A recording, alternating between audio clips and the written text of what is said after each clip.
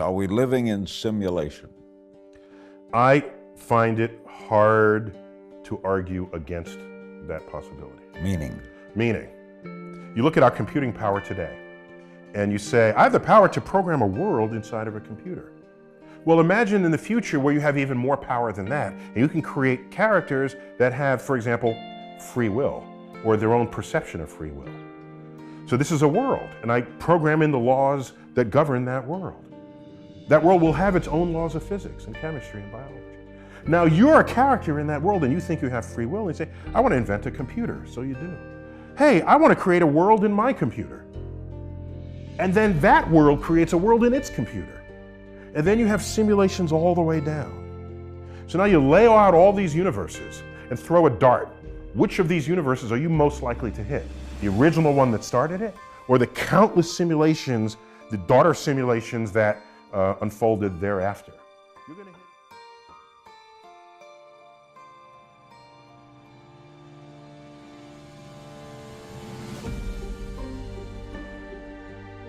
Early December 2020, a game called Cyberpunk 2077 was released. This game was groundbreaking with its realism and attention to detail. The game was set in an entire city, which you were free to completely explore. Most of the great attention to detail work went into the environment around the player. You could do simple tasks, such as give money to a homeless person or join a random event. But there were also storylines completely played out by non-playable characters.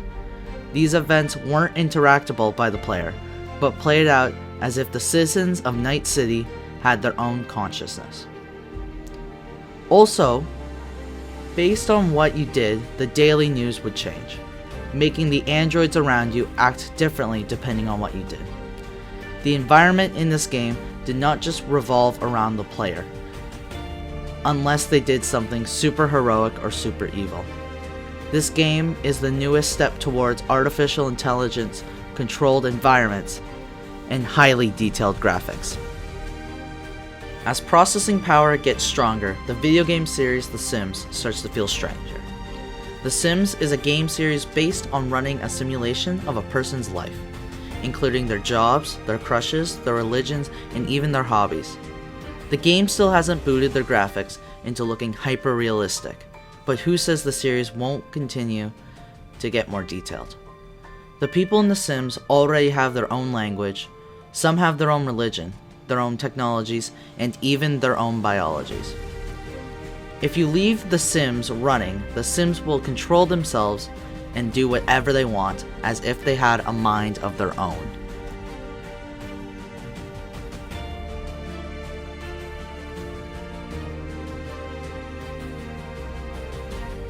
Attention to detail and insane processing power is also demonstrated in Microsoft's new flight simulator, where the land is nearly indistinguishable from reality, and you can launch from any airport in the world, including little ones like the Peterborough Airport. The first video game was made 63 years ago, and look how realistic these graphics look. Even if progress slows way down, no one can imagine how realistic graphics will look in another 63 years. In this game, Microsoft can render our entire world with insane amounts of detail. Who says they can't do the same to a fictional one?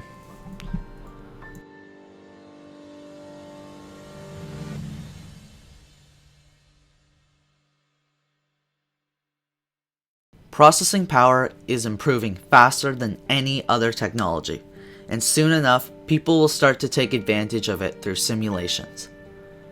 It's always fun to mess around in The Sims, but soon enough, companies and politicians could be using a perfect simulation of people and countries to test advertising campaigns and political moves. People are already asking for such a simulation to be created. They plan to use artificial intelligence to simulate free will in these simulations. Who's to say some higher being isn't doing the same with us? A higher being could be using our simulations for testing political campaigns, testing advertising strategies, and maybe even testing emergency plans of a very contagious disease.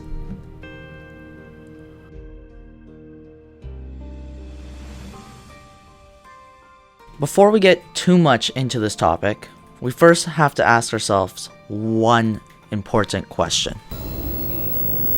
What is the Matrix? Control. The Matrix is a computer-generated dream world, built to keep us under control in order to change a human being into this. The similarities between our world and the Matrix is uncanny. The same fountain used in the Matrix can also be found in Sydney, Australia, among many other scenes. They even added Morpheus into the Matrix, or as we like to call it, our world. They put him under the undercover name of Lawrence Fishburne, but look at them. The two are exactly identical. We also have other characters that are in the Matrix and in what we appear to be our real life. The Resistance then obviously made the movie The Matrix in order to notify the people of what's really going on. They want to start a rebellion, but they need to find the chosen one. The machines then countered with two fairly underwhelming movies to try to hide the fact that The Matrix is a message to humanity. A wake-up call.